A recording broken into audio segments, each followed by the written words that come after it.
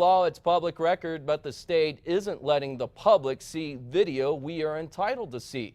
As News 13's Alex Goldsmith explains, the Department of Public Safety is keeping the public in the dark with some state police shootings.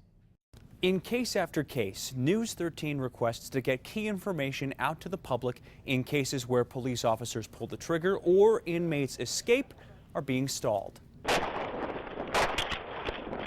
It's the video that cost a state cop his job. Officer Elias Montoya firing at a fleeing minivan full of kids.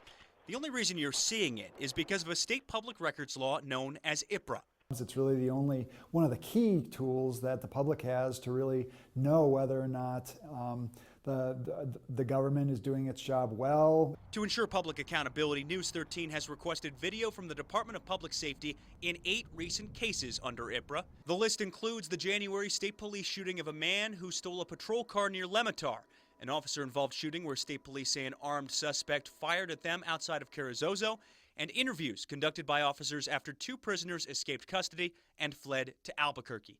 State law requires those records be produced within 15 days, but weeks or in some cases months later, DPS hasn't made those records public, claiming a request for video from a single case is, quote, overly burdensome and asking for more time.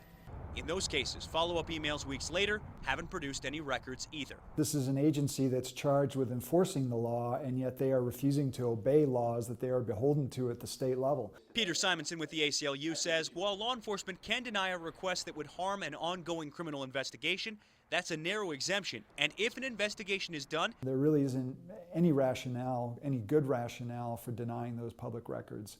Late today, DPS maintained that they were well within the law in how they've been handling these requests, saying that a lot of these cases are complex and are still being investigated either by police or the DA's office, and that releasing video could compromise the investigation. Alex Goldsmith, KRQE, News 13. You might remember APD overhauled its public records branch months ago after a News 13 lawsuit alleging that the department was repeatedly failing to follow the law.